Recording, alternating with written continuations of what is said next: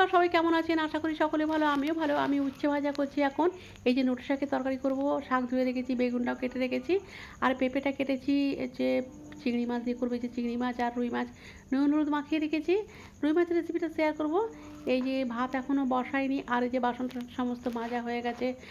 এখানটা একটু পরিষ্কার পরিচ্ছন্ন করলাম, গোছানো এখনও হয়নি। চায়ের সসপ্যানটা এখনও মাজা হয়নি।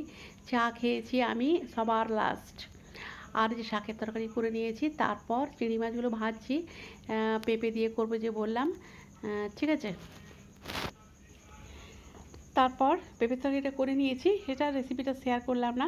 আর এই যে মাছটা কীভাবে করেছি, পেঁয়াজ আর গোলমরিচ আর জিরে একসঙ্গে পেঁয়াজের সঙ্গে দিয়ে অল্প একটু জল দিয়ে পেস্ট করে নিয়েছি।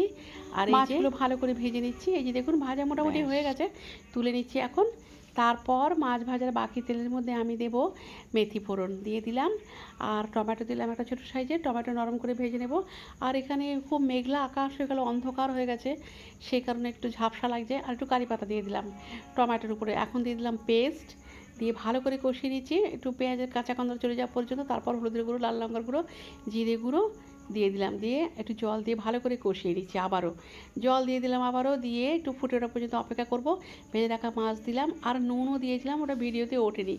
দিয়ে চেরা কাঁচা লঙ্কা দিলাম, আর ধনে পাতা কুচি দিলাম। ব্যাস, খেতে বসে গেছি। সমস্ত রান্না তো হয়েই গেছে। স্নান করে নিয়েছি, পুজো করে নিয়েছি। আজকের ব্লগটা এই পর্যন্তই। সবাই খুব ভালো থাকবেন।